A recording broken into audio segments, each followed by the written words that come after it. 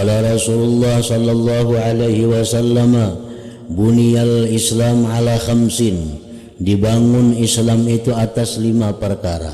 Syahadati an la ilaha illallah wa anna Muhammadar Rasulullah. Yang pertama itu 12 tahun lebih Nabi kita di Mekah, nang diurus cuma ini, agar mau mengucapkan 2 kalimat syahadat. Nah, jadi 12 tahun itu orang-orang yang masuk Islam itu sebuting hingga kewajibannya ada mengucap 2 kalimat syahadat. Kalau ada persembahyangan, kalau ada puasa, kalau ada zakat, kalau ada. Jadi selama Nabi kita di Mekah, sebelum Isra Mi'raj terjadi, kewajiban kaum muslimin rukun Islam hanya 1, mengucap 2 kalimat syahadat itu aja.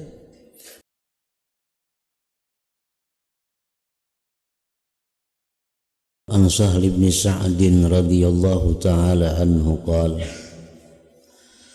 ja'a rajulun ila an-nabi sallallahu alaihi wasallam faqala ya Rasulullah dullani ala amalin idza amiltuhu ahabbani Allah wa ahabbani an-nas. Faqal izhad fid dunya yuhibbaka Allah wazhad fi ma indahum yuhibbaka an-nas. Hadis hasan rawahu Ibnu Majah. Artinya daripada Sahal bin Sa'ad radhiyallahu ta'ala anhu berkata,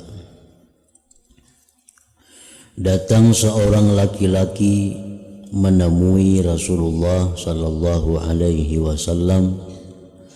Lalu laki-laki itu bertanya kepada baginda Rasulullah, wahai Rasulullah, tunjukkanlah kepadaku 1 amalan. Artinya berikanlah kepadaku 1 amalan. Jikalau aku mengamalkannya, amalan itu niscaya mencintai akan daku oleh Allah Ta'ala dan mencintai akan daku oleh manusia.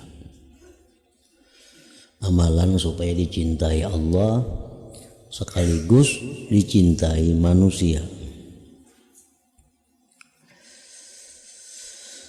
Lalu baginda Rasulullah sallallahu alaihi wasallam menjawab,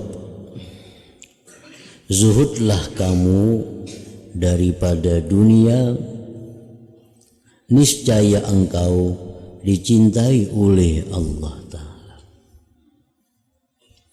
Zuhudlah engkau daripada dunia, niscaya engkau dicintai oleh Allah Ta'ala.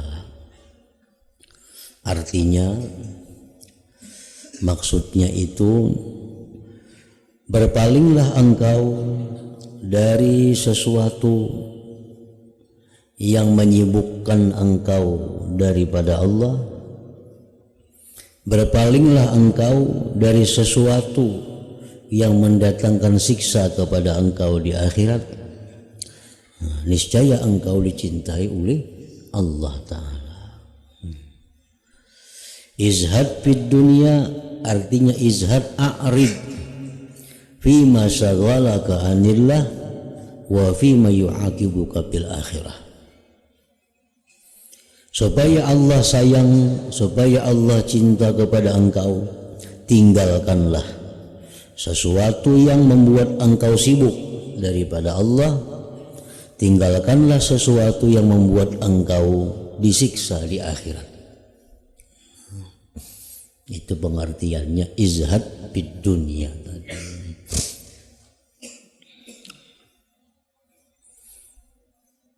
Artinya apabila kita suka kepada sesuatu yang membuat kita lupa kepada Allah, kita suka kepada sesuatu yang mengakibatkan kita disiksa di akhirat, nah itu kita dibenci, tidak disukai oleh Allah. Jadi mun hendak disukai oleh Allah, kadang alih amalannya tinggalkan pekerjaan yang membuat kamu sibuk sehingga lupa kepada Allah. Tinggalkan perbuatan-perbuatan yang mengakibatkan siksa bagi engkau di akhirat.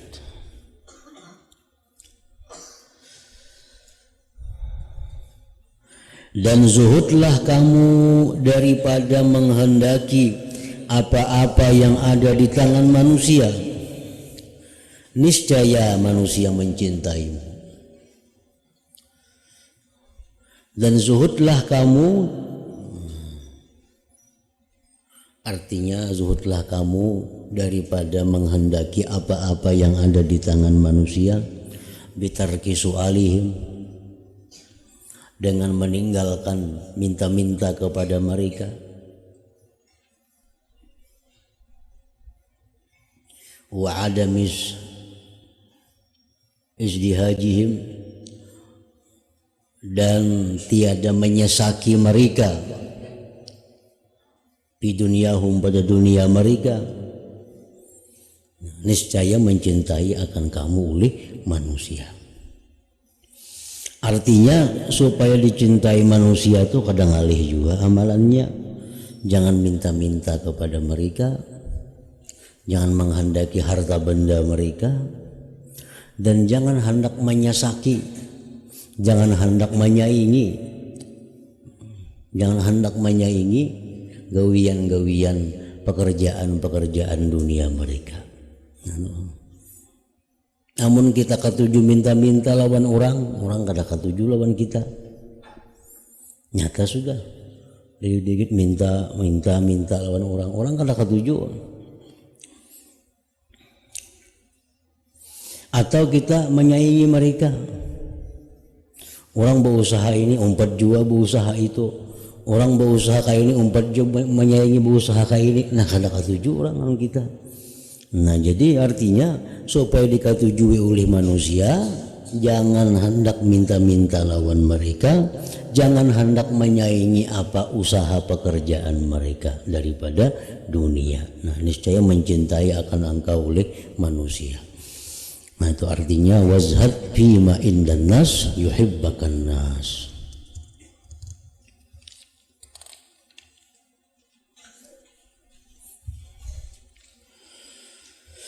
Hadis ke-13, bilakah darah seorang muslim menjadi halal?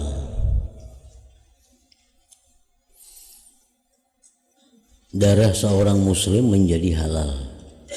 Artinya orang itu bisa dibunuh. Kapan orang muslim itu boleh dibunuh? Kapan orang muslim itu boleh dimatikan? An Ibnu Mas'ud radhiyallahu ta'ala anhu qala Rasulullah sallallahu alaihi wasallam, la yahillu damu mri'in muslimin yashhadu an la ilaha illallah wa anni rasulullah illa bi ihda thalathin, az-zayyibuz zani wan nafsu bin nafsi wattariku lidinihi al-mufariku lil jamaah. Hadis Bukhari Muslim muttafaq alaihi. Artinya daripada Abdullah bin Mas'ud radhiyallahu ta'ala anhu berkata, telah bersabda Rasulullah sallallahu alaihi wasallam, tidak halal darah seseorang muslim yang bersaksi bahwasanya tidak ada Tuhan kecuali hanya Allah, dan bahwasanya aku Muhammad pesuruh Allah, utusan Allah, kecuali dengan salah satu 3 perkara saja. Pertama, janda atau duda atau orang yang sedang beristri bersuami yang berzina.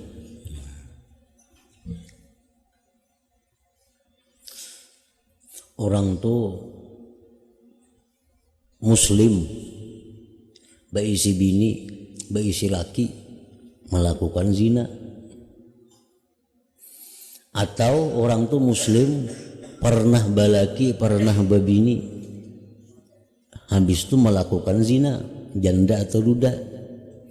Nah orang ini darahnya itu halal. Artinya apa? Orang ini boleh dibunuh dengan cara-cara yang ditentukan oleh syariat. Pembunuhannya kayak apa? Dengan cara rajam. Yang boleh membunuh siapa? Memutuskan itu qadhi atau hakim. Seorang perempuan datang kepada Rasulullah Sallallahu Alaihi Wasallam. Jil perempuan itu, wahai Rasulullah, ulun telah melanggar hukum Allah, ulun melakukan zina. Ulun melakukan zina.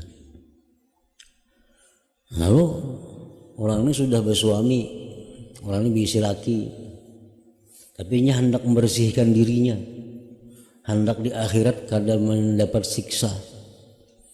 Diperintahkan oleh Nabi dengan cara dirajam. Rajam itu lebih berat daripada dibunuh lawan pedang.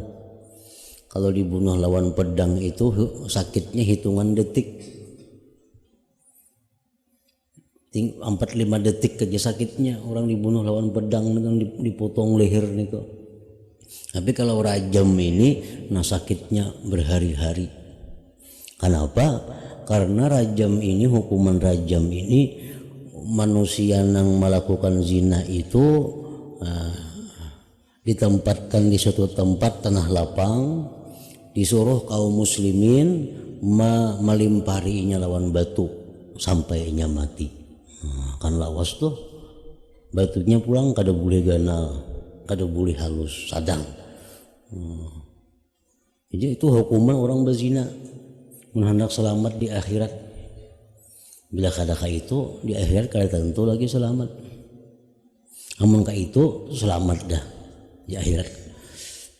Nah, jadi disuruh duduk di situ, ditukupi lawan kain. Nah, diundang sekampungan, diundang masyarakat untuk melimparinya lawan batu. Mungkin setengah harian bisa kada mati lagi nya. Nah itu hukumannya orang yang berzina. Apabila yang berzina ini sudah pernah kawin atau masih kawin melakukan zina. Kedua, diri dengan pembunuhan. Artinya orang ini membunuh orang. Nah itu otomatis dibalas, dikisas, dibunuh juga ya. Halal juga darahnya. Ketiga, seorang yang meninggalkan agama, yang memisahkan diri dari jamaah. Artinya orang Islam tetapi dia melakukan hal-hal yang menyebabkan dia murtad. Nah itu orang Islam tapi melakukan perbuatan atau mengucapkan satu ucapan atau mengetikatkan satu etikat yang menjadikan dia itu keluar dari agama Islam.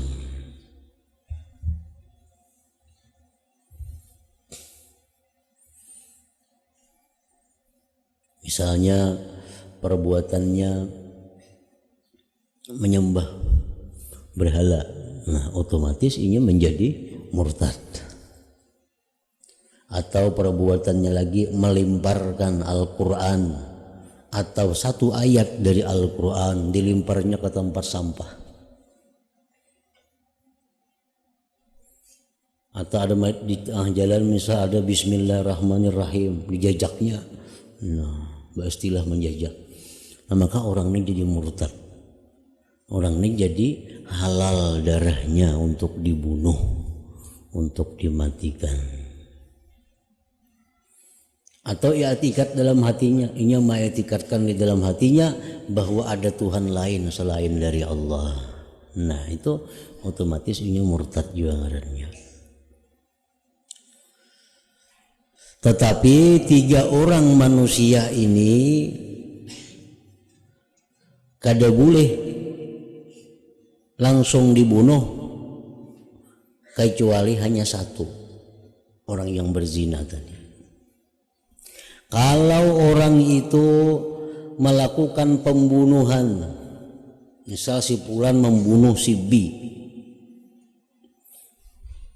nah si Fulan membunuh B ini kada boleh langsung dibunuh, dikisas. Kalau ada keluarga yang dibunuh merelakannya. Jadi ujar nang keluarga yang dibunuh itu kami ikhlas saja, kami rela aja, kada usah dibunuh, nang membunuh itu kami maapakan aja. Nah kada jadi dibunuhnya, kada jadi dibunuh, selamat artinya. Orang yang murtad tadi kada boleh juga langsung dibunuh, sebelum inya disuruh tobat dulu. Kamu tadi kalau menyembah berhala, maka kamu orang Islam, nabi kamu menyembah berhala, ulun menyembah berhala benar jadinya. Ingkam mau kada tobat, mau kada ampe, bila kamu mau ampe nah, kamu lagi jadi bunuh. Bila ikam kada tobat, ikam kami bunuh. Orang tobat jadinya kada lagi, nah kada jadi dibunuh. Itu. Nah kalau yang ketiga ini nang orang berzina, nah itu kada ada jalannya, mesti dibunuh.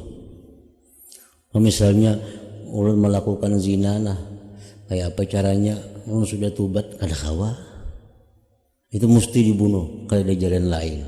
Kalau untuk menyelamatkan dirinya di akhirat, kada kawa dengan cara lain. Nah, jadi yang lebih berat di antara 3 ini yang kada ada ampunannya itu nang zina itu. Kalau membunuh orang, nang keluarga dibunuh merelakannya aja, nah selamat ya sudah. Orang nang murtad, namun disuruhnya tobat, disuruh kembali ke jalan yang benar, kembalinya, nah kada jadi halal darahnya. Tapi kalau orang berzina, bila sudah mengakui berzina, nah itu kada ada jalan lain lagi untuk keselamatannya kecuali dirajam tadi.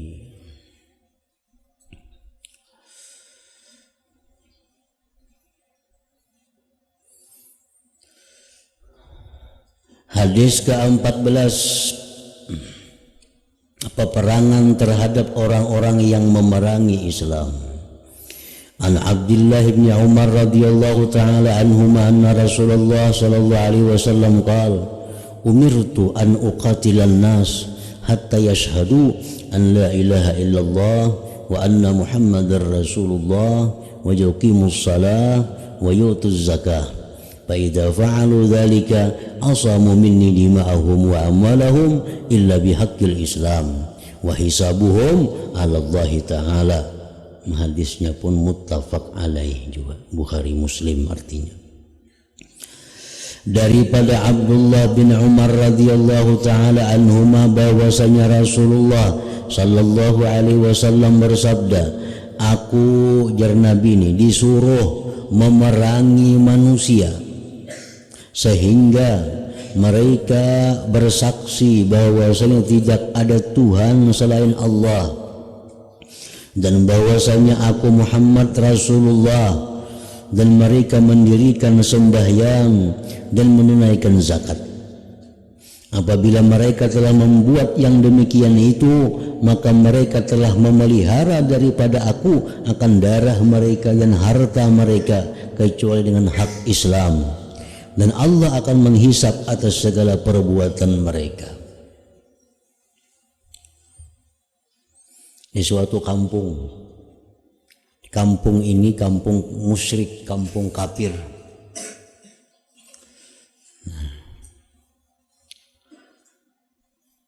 Nabi kita mengirim utusan ke kampung itu, aslimu ba Islam, taslamu kalian selamat. Bila kampung ini mau ba Islam, nah, jadi kaum muslimin. Bila sudah jadi kaum muslimin itu, dia sudah terpelihara dirinya kada boleh diganggu lagi, kada boleh hartanya diganggu lagi kecuali sesuai aturan Islam. Kemudian lagi ada satu kampung yang sudah Islam, tapi orangnya kada sembahyangan di situ. Islam sekampungan, tapi kada sembahyangnya.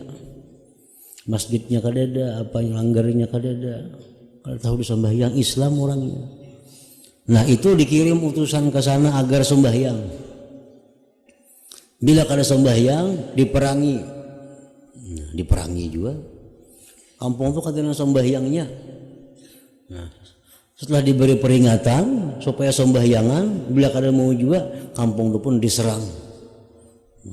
Siapa yang melawan dibunuh, siapa yang tobat selamat. Ada satu kampung yang sudah Muslim, yang sembahyangan, tapi kada mau berzakat. Di kampung itu orang kada mau berjakatnya, mau sembahyangan aja. Nah, itu pun dikirim juga ke sana peringatan, keluarkan zakat. Bila kada mengeluarkan zakat, diserang kampung itu, akan diperangi kampung itu. Tatapnya kada mau juga zakat, nah diserang kampung itu. Diserang, siapa yang kada mau dibunuh, diperangi. Nah, kalau sudah orang itu Islam, orang itu sembahyang, orang itu bayar zakat, nah ini kada boleh sama sekali diganggu-ganggu. Hartanya kada boleh diganggu, jiwanya kada boleh diganggu kecuali dengan hak Islam. Perkara inya itu sembahyang, berzakat, masuk Islam, ikhlas atau kada ikhlas itu urusan Allah Ta'ala. Wa hisabuhum 'ala Allah. Misalnya kita baik berislam mana, kita kada berislam ini diserang orang kita, ya kita berislaman, nyaman kita selamat. Nah, ini karena berislamnya kada karena Allah, itu urusan Allah. Yang penting bila orang sudah mengucap 2 kalimat syahadat, orang itu sembahyang, orang itu bayar zakat, kita menghormati mereka. Perkara mereka karena Allah atau karena takutan, nah itu urusan Allah aja lagi menghisapnya di akhirat. Wa hisabuhum 'ala Allah Ta'ala.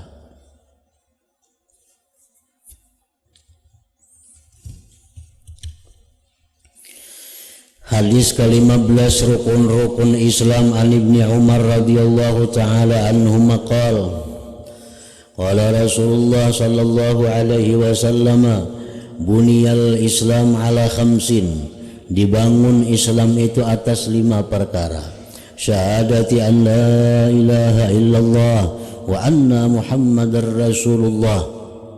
Yang pertama itu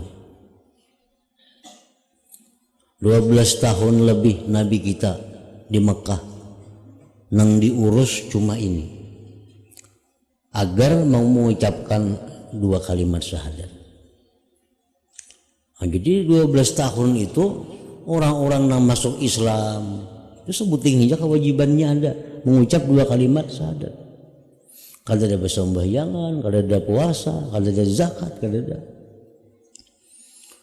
Jadi selama Nabi kita di Mekah sebelum Isra Mi'raj terjadi, kewajiban kaum muslimin rukun Islam hanya 1, mengucap 2 kalimat syahadat itu aja. Bila orang mengucap 2 kalimat syahadat sudah Islam. Sembahyang belum ada peraturan, zakat maginnya, puasa, haji kada ada lagi. 12 tahun kayak itu. Nah, sudah Nabi kita Isra Mi'raj, turun dari Isra Mi'raj, hanya ada kewajiban perintah sembahyang. Habis itu Nabi kita kada lawas hijrah ke Madinah. Nah, hijrah ke Madinah timbul macam-macam banyak kewajiban lainnya. Ada kewajiban zakat, kewajiban puasa, kewajiban umrah, haji dan lain-lainnya. Wa iqamis shalah, dan yang kedua iqamis shalah, mendirikan salat. Arti mendirikan salat itu oleh ulama yang mensyarahkan hadis ini, al-muhafazatu 'alaiha fi awqatiha ma'astifa'i syurutiha wa arkaniha. Itu arti mendirikan salat. Menjaga sembahyang di dalam waktunya, menunaikan syarat dan rukun-rukunnya. Nah, itu pengertian menjaga sembahyang. Orang sembahyang tapi hingga mengkada, nah, itu kada menjaga sembahyang ngarannya. Kada mendirikan sembahyang. Sembahyang subuh tak pukul 7, sembahyang zuhur tak pukul 4, sembahyang asar tak imbah maghrib. Ini orang ngarannya kada iqamis shalah. Kenapa? Karena sembahyang tapi di luar waktunya.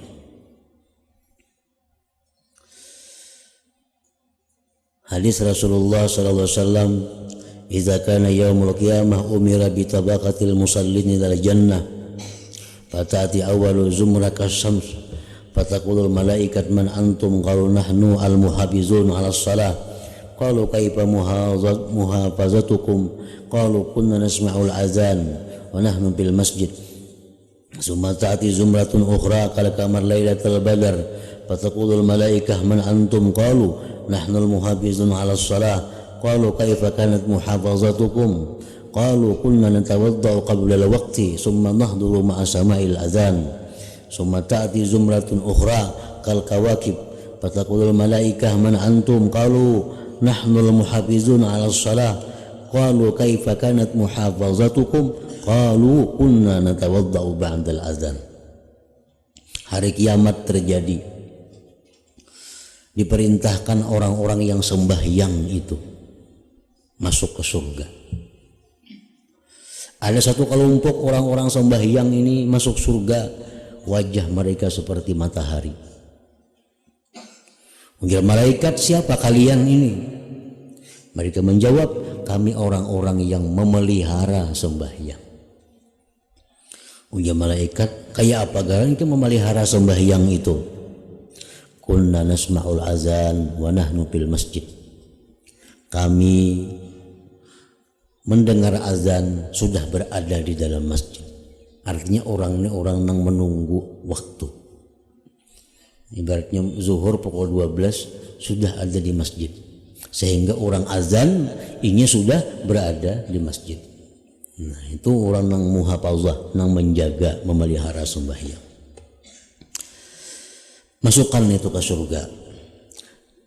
Datang pulang sekelompok lagi yang mana wajah mereka itu seperti bulan purnama. Jadi malaikat, siapa kalian? Kami orang-orang yang menjaga sembahyang. Ujar malaikat, bagaimana kalian menjaga sembahyang itu? Kami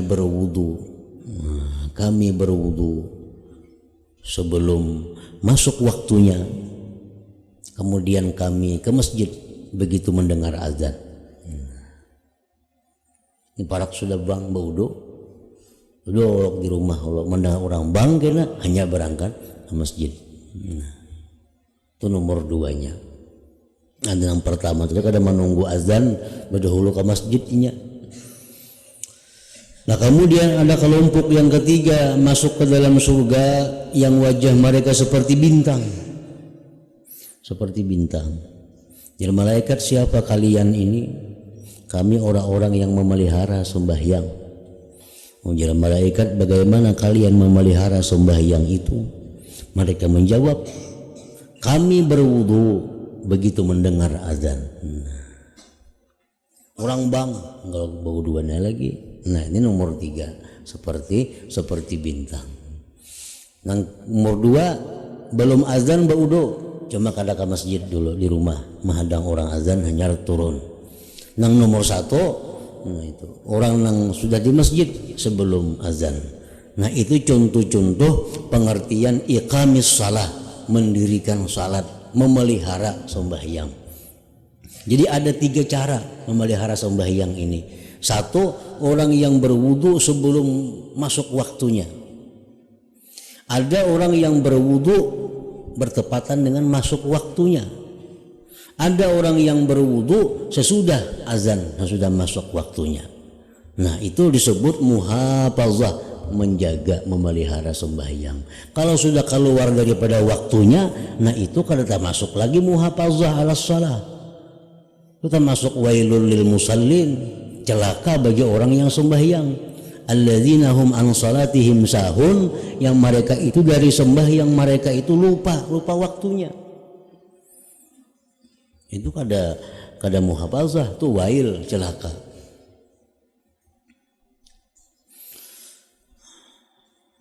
Wa iqamis shalah, nah, artinya memelihara sembahyang. Wa ita'iz zakah, membayar zakat. Wa hajjil bait, naik haji ke Baitullah. Wa saumi Ramadan, dan puasa bulan Ramadan. Itulah rukun-rukun Islam yang 5. Ada yang dilakukan setiap saat, ada yang dilakukan 5 kali sehari, ada yang dilakukan setahun sekali, ada yang dilakukan seumur hidup sekali. Yang kita lakukan setiap saat apa? La ilaha illallah Muhammad Rasulullah. Itu setiap saat, sedetik pun kita kada boleh lepas dari itu. Kalimat asyhadu an la ilaha illallah wa asyhadu anna Muhammadar Rasulullah, itu setiap detik ada dalam hati kita. Sedetik pun kita lepas daripada itu, kita lepas dari Islam. Nah, yang kedua sembahyang, itu 5 kali sehari. Puasa zakat setahun sekali. Haji umrah seumur hidup sekali. Itu pembagian waktu tentang rukun Islam yang 5 ini. Nah, di situ kemudian hadis yang ke-16. An Ibni Abbas radhiyallahu ta'ala anhuma anna Rasulullah sallallahu alaihi wasallam qala law yu'tan nas bid'awahum ladda'a rijalun amwala qaumin wa dima'ahum lakinil bayyinatu 'alal mudda'i wal yaminu 'ala man ankar. Hadis hasan rawahul Baihaqi. Hadzal lafzu wa ba'duhu fis sahihain. Artinya daripada Ibni Abbas radhiyallahu taala anhuma, bahwasanya Rasulullah sallallahu alaihi wasallam bersabda, seandainya semua orang diberikan atau dimenangkan mengikuti apa yang ia dakwakan, maka sudah pasti ramai orang yang mengaku harta orang lain dan mengaku mempunyai hak terhadap darah mereka. Tetapi saksi mesti ada, tetapi saksi mesti ada bersama dengan orang yang mengaku mendakwa, dan sumpah pula mesti dilaksanakan oleh orang yang memungkiri dakwaan. Ini masalah aku mengakui. Kalau kita mengakui sesuatu yang ada di tangan orang lain, umpamanya kendaraan itu di tangan seseorang, lalu kita mengakui, ujar kita, kendaraan itu ampun kok, kendaraan yang dipakainya si Fulan itu ampun kok.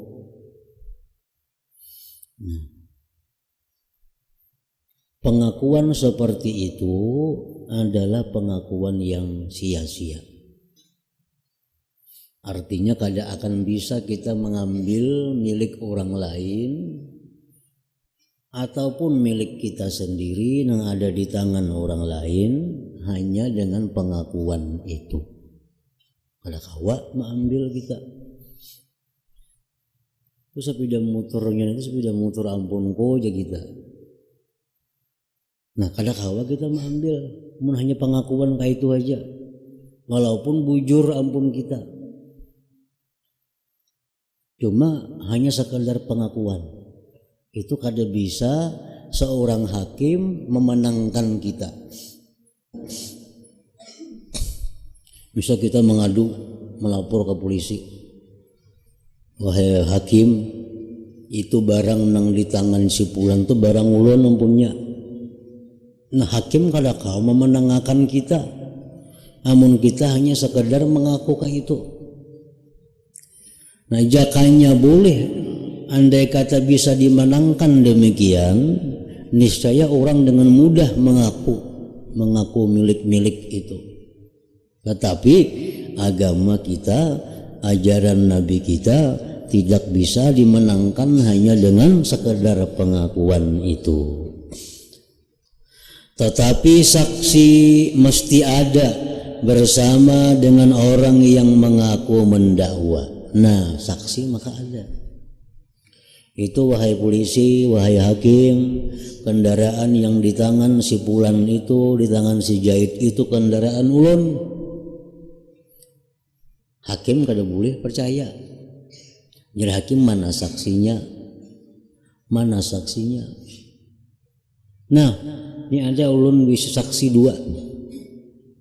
Saksi ulun ini si A lawan si B. Inya menyaksikan bahwa kendaraan itu hanya ulun pinjami. Kada ada ulun beriakan, kada ada ulun jual. Kendaraan yang dipakai si Pulan itu hanya ulun pinjami inya. Ini saksinya nih, si A lawan si B. Nah hanyar bisa menang. Hanyar bisa menang. Saksinya ada. Saksi itu sekurang-kurangnya berdua laki-laki nang adil. Atau boleh juga satu laki-laki, dua perempuan yang adil. Dan sumpah pula mesti dilaksanakan oleh orang yang memungkiri dakwaan. Sumpah pula mesti dilaksanakan oleh orang yang memungkiri dakwaan. Ini mengaku, wahai hakim, kendaraan yang di tangan si Pulan itu kendaraan ulun ampunnya, minjam ban aja. Ujar hakim, mana saksi ikam mengaku itu? Ulun kada apa bersaksi. Ulun kada bersaksi. Sebab asa percaya aja lawan inyan itu, jadi kada bersaksi. Nah, si hakim memanggil lawan nang memakai kendaraan itu. Ini kendaraan yang ikam pakai ini ujarnya ampun inilah. Kayak pegam. Nah, untuk orang nang memakai kendaraan ini dituntut mau kada bersumpah. Ujarnya ini kendaraan ulun seorang, ulun tukari, ulun bersumpah wani karena Allah. Nah wallah ulun bersumpah ini kendaraan sudah ulun tukari lawaninya. Nah maka inya dimenangkan karena inya wani bersumpah. Wani bersumpah. Amunnya kada wani bersumpah bang, kan kendaraan ini kendaraan siapa? Udah si Pulan, ampun Pulan punya. Tapi Pulannya kada kau ada akan saksi.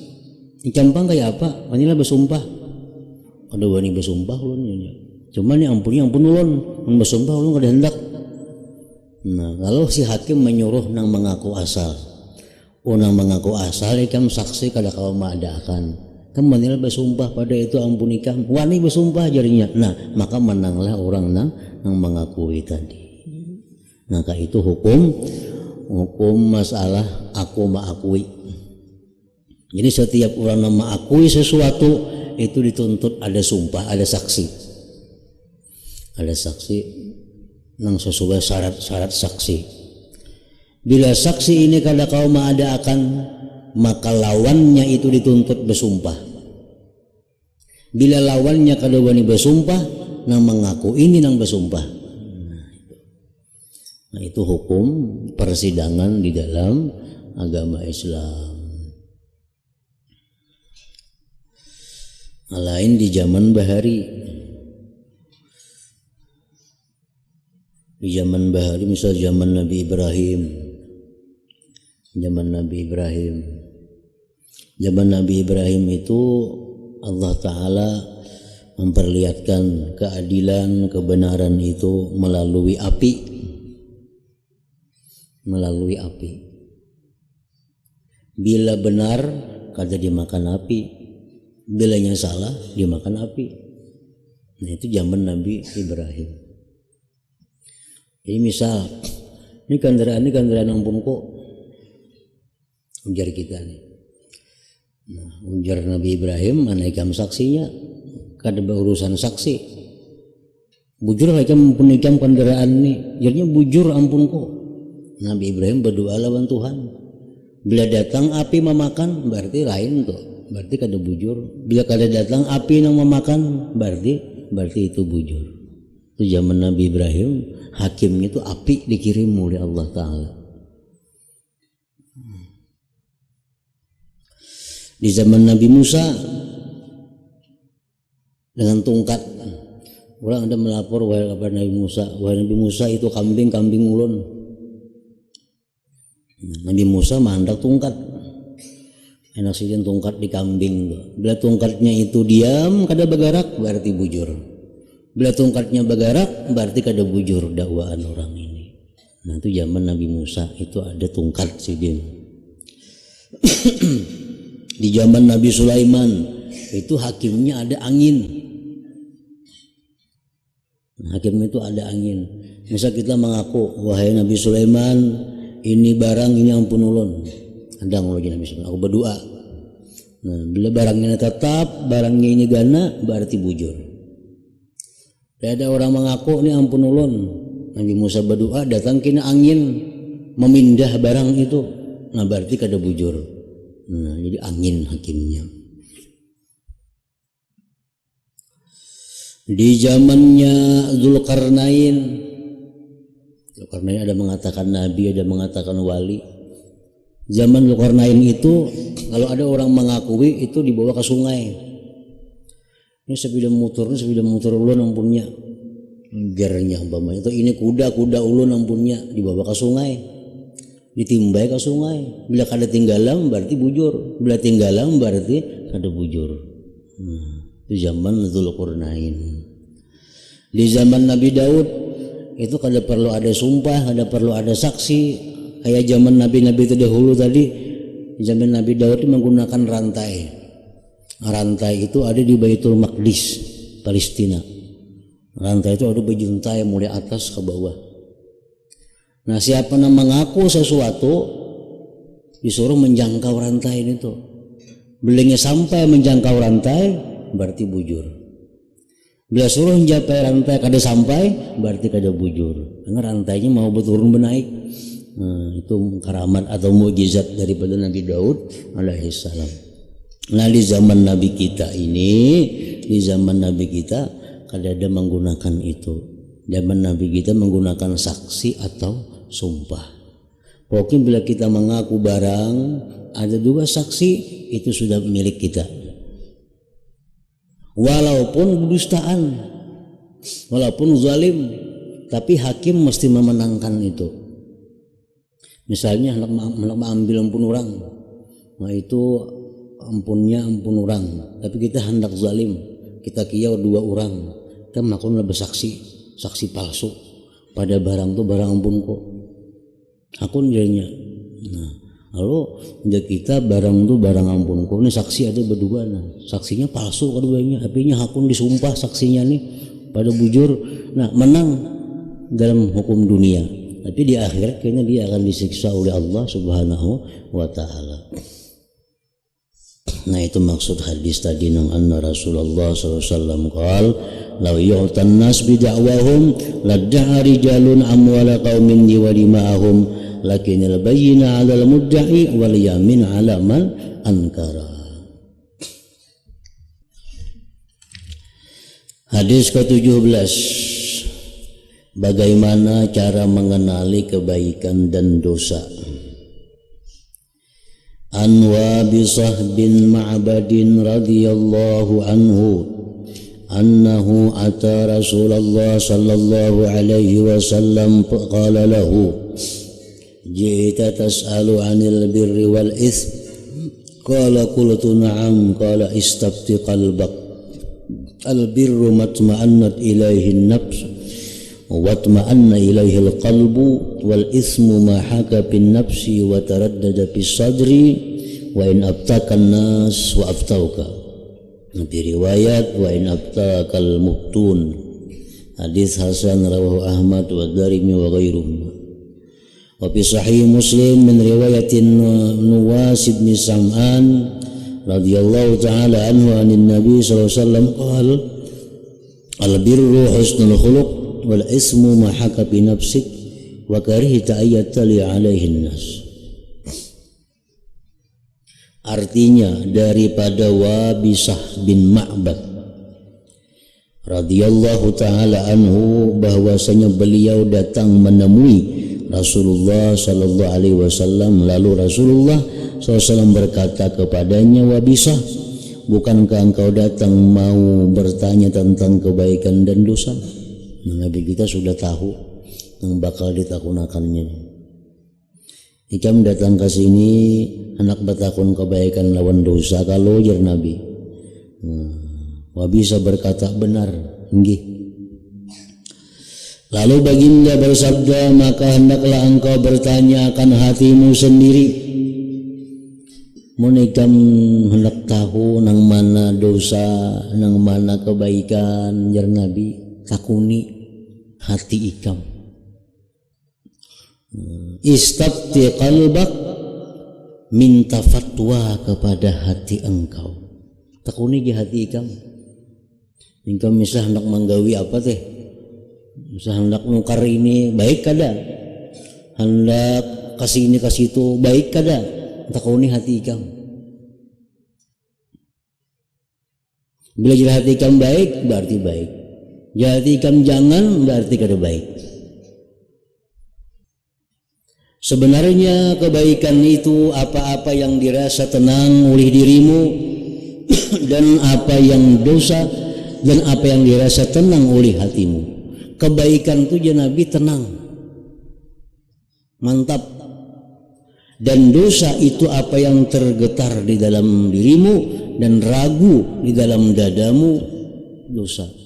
Biasanya ngaran dosa itu ada keraguan-raguan.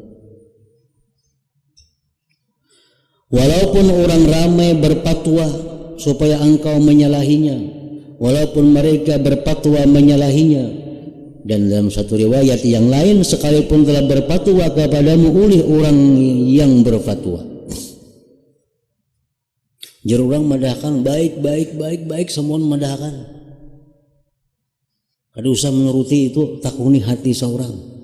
Nah, baik kada, walaupun sekampungan orang madahkan itu baik, kada usah dipercaya, takuni hati engkau.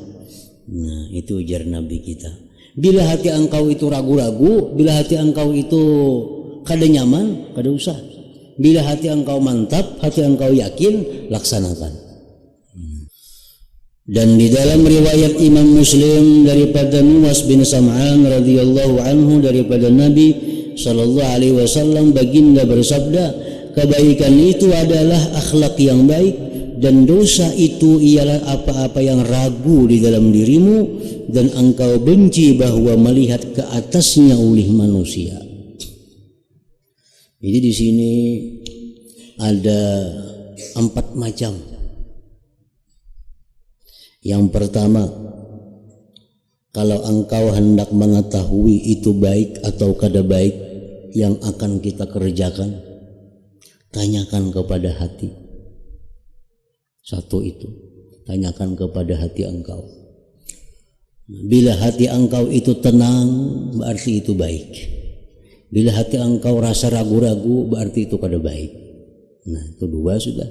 Bila tenang, baik. Bila hati kita ragu-ragu, kada baik.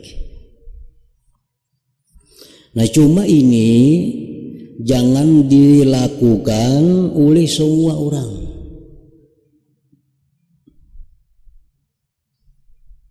Nang boleh memakai hadis ini orang-orang tertentu, kada semuaan manusia. Bila hendak menukar apa misalnya, hendak berbuat apa misalnya, takuni hati dulu, baik kada. Nah, kita boleh menakuni hati kita baik atau kada kalau kita ini cukup syaratnya. Cukup syaratnya. Kalau kita kada cukup syaratnya, kita kada boleh bertakun lawan hati kita. Bertakun kepada orang yang alim, bertakun kepada orang yang ahli zikir. Nang boleh menakuni hati seorang itu ada syaratnya orangnya. Satu, syaratnya orang ini mampu menjaga matanya daripada melihat yang haram. Satu. Yang kedua, orang ini mampu menahan syahwat-syahwat dirinya. Yang ketiga, orang ini selalu muraqabah. Yang keempat, orang ini selalu makan makanan yang halal. Nah, 4 itu syaratnya. Bila 4 itu ada dalam diri kita, nah takunakan lawan diri kita seorang. Isuk hendak ke mana yang membawanya? Isuk hendak berjalan ke Banjar, baikkah kada kan nih? Takuni hati seorang, baik kada. Nah, boleh kita menakuni hati seorang itu asal seorang ini cukup 4 syarat. Satu, selama ini kita mampu menahan mata dari nang haram. Selama ini kita mampu menahan syahwat-syahwat diri kita. Yang ketiga, selama ini kita selalu muraqabah, selalu merasa diawasi, diintai oleh Allah. Yang keempat, kita selalu makan yang halal. Nah, bila 4 itu ada pada diri kita, nah takuni ke diri kita. Kalau sebut takun ke orang lain.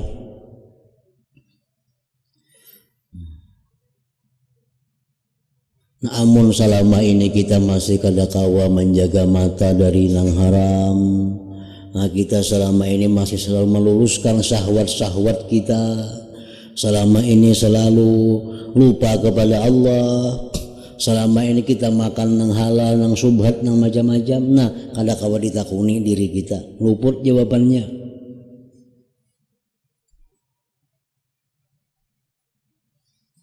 Ini kadang-kadang hadis ini disalah artikan oleh orang yang merasa dirinya sudah bujur. Merasa diri sudah bujur, padahal jauh dari bujur lagi. Mata kalau kau menjaga, syahwat napa hendak selalu diluluskan. Tuhan banyak lupanya, makan halal, makan subhat. Nah, maka bila macam itu kada kawa ditakuni diri kita ini. Nabi menyuruh Wabisah, ujar Nabi, wahai Wabisah, bila ikam hendak tahu dosa baik kada, takuni hati ikam. Karena Wabisah ini orangnya orang ahli takwa kepada Allah, ahli kebaikan. Jadi kada kawa secara umum. Misalnya orang hendak lawan kita betakun, umpamanya orang itu, wahai guru, umpamanya ulun ini ada rencana nah hendak ke ini kayak apa.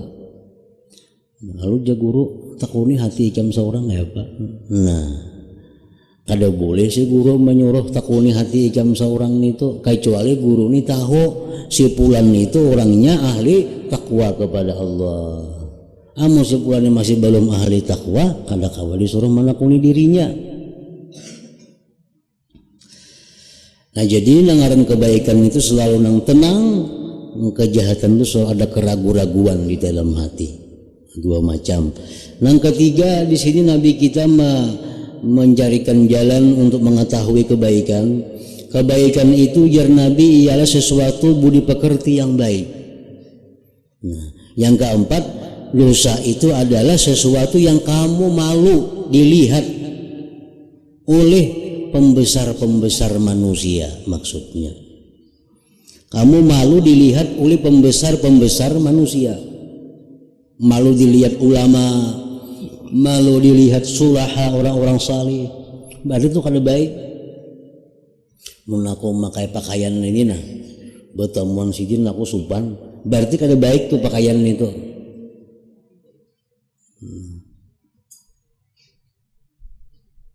Mun aku duduk di sini ketahuan sidin aku supan, nah berarti kada baik duduk di situ, kada ngalih kada. Nah, amun ini kada perlu kayak di atas tadi syarat-syaratnya. Jadi di sini Nabi kita menjelaskan bahwa nengaran kebaikan itu adalah budi pekerti yang baik, nengaran kejahatan itu sesuatu yang kamu malu dilihat oleh pembesar-pembesar manusia. Mun aku berselawar handap atau berselawar ini umpamanya kalian guru supan aku, berarti kada baik tuh selawar handap itu. Nah kadang alih kada. Mun aku memakai baju kain ini lah, kalian sidin bah aku supan benar, berarti kada baik itu. Bila kita supan ketahuan orang-orang baik, berarti itu kada baik. Baik itu pekerjaan, baik itu apa.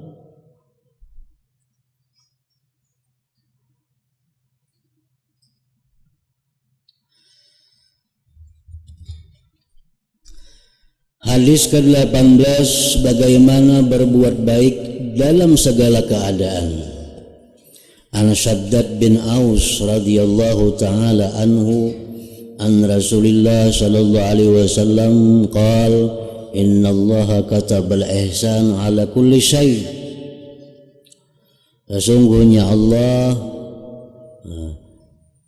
innallaha katabal ihsan ala kulli syai fa idza qataltum fa ahsinul qitlah wa idza zabahtum fa ahsinuz zibha wa la yuhidda ahadukum syafratah wa la yurih zabihatah. Artinya daripada Shaddad bin Aus radhiyallahu taala anhu, daripada Rasulullah sallallahu alaihi wasallam, baginda Rasulullah bersabda, sesungguhnya Allah menentukan, artinya memerintahkan ihsan, kebaikan pada segala sesuatu. Nabi kita memerintahkan agar kita ini ihsan dengan segala sesuatu. Ihsan itu artinya bukan hanya sekedar menjalankan perintah, tapi lebih dari itu.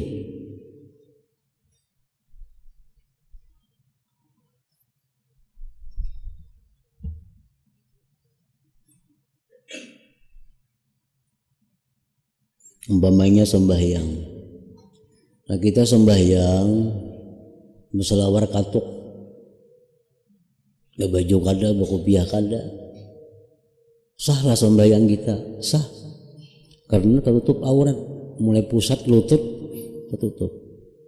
Tapi ihsanlah itu kada ihsan. Allah menyuruh agar kita ihsan. Arti ihsan itu lebih dari sekedar menjalankan perintah. Biar kuitan misalnya lawan anak-anak ulahkan aku untuk ulahkan aku gagudoh, ulahkan gagudoh wadai. Nah anak mbak ambil pisang sanga sir sanga unjuk lah gagudoh lu ngarannya. Cuma mbak apa-apakan mbak pisang di sanga wara. Sekali menjalankan perintah ulahkan gagudoh, mbak ambil pisang sanga unjuk. Nah, itu kada ihsan.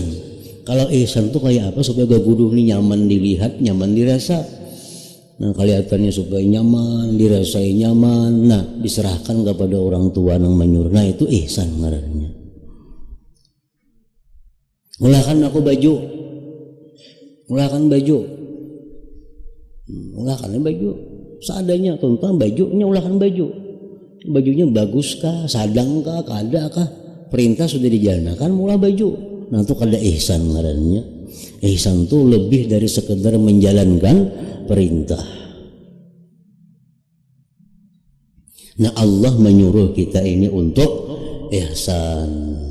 Sembahyang, nah kita berpakaian yang bagus, sembahyang di dalam waktunya, sembahyang menjaga syarat rukunnya, menjaga kehusuannya, itu ihsan ngarannya.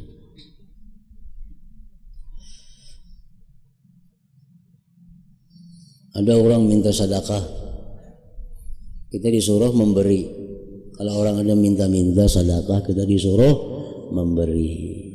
Nah, ambil di dapur ada makanan atau ada nasi nang unjuk, nasinya nang baik kanang kadakah, nasinya nang basi kanang kadakah, beres nang bakulat kanang kadakah, beri sudah memberi ngarannya. Tapi itu kada ihsan.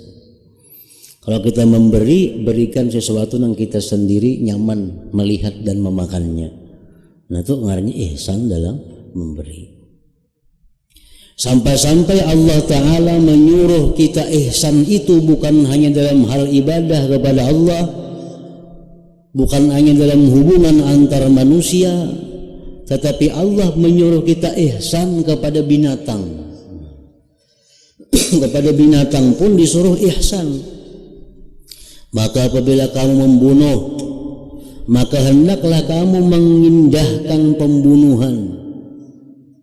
Kita dengan orang kafir misal berperang nih, orang kafir ini bila dia dibunuh, kita dibunuhnya, kita bunuh, tapi dengan bunuh yang ihsan. Bunuh ihsan itu kayak apa? Bunuh nang cepat inya mati, jangan lawas merasakan sakit.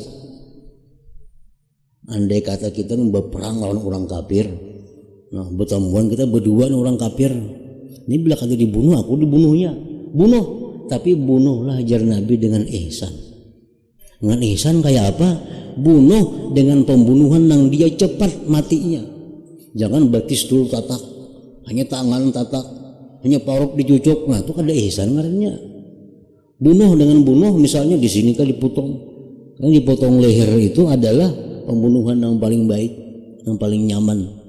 Karena sakitnya hanya dalam hitungan detik, kada sampai menit. Kalau digantung, nah itu berjam-jam sakitnya. Atau ditimbak, itu berjam-jam juga sakitnya. Tapi kalau dibunuh, sip, pagar, itu hitungan detik aja sakitnya. Itulah paling baik cara membunuh.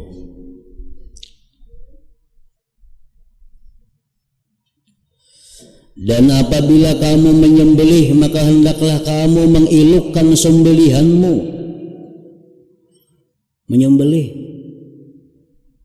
menyembelih sapi, menyembelih ayam, baik-baik menyembelih. Dan hendaklah seseorang kamu menajamkan mata pisaunya supaya jangan selalu sakitnya. Maka dengan itu hendaklah ia merihatkan sembelihannya. Nah, kita menyembelih, bila sudah pagat 2 urat itu sudah boleh dimakan. Halal artinya. Wadajain, ada 2 urat, urat pernapasan, urat makanan. Bila itu pagat disembelih halal. Cuma amun asal pagar saja kada ihsan. Kita disuruh menyembelih itu ihsan. Nah, kayak apa ngaran ihsan menyembelih itu?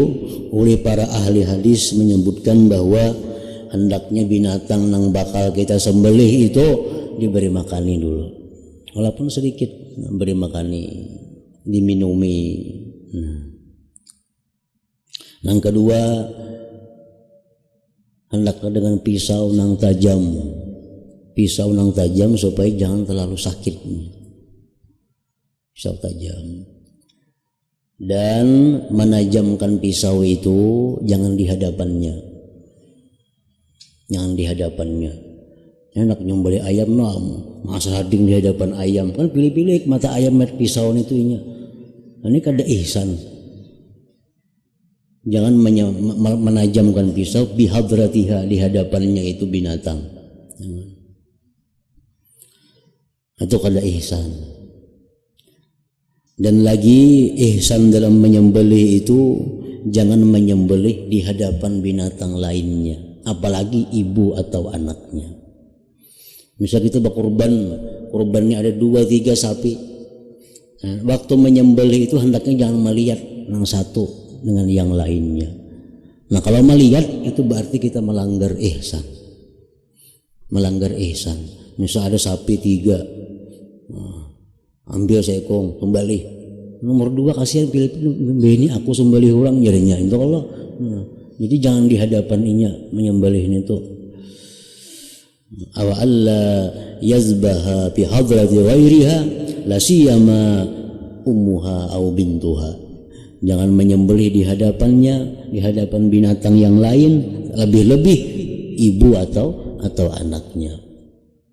Nah, jadi Allah Ta'ala menyuruh kita ini ihsan, bukan hanya urusan dengan Allah seperti ibadah, berurusan dengan manusia, bahkan dengan hewan kita disuruh ihsan, disuruh berbuat kebaikan melebihi dari apa yang diperintahkan oleh Allah Subhanahu wa Ta'ala.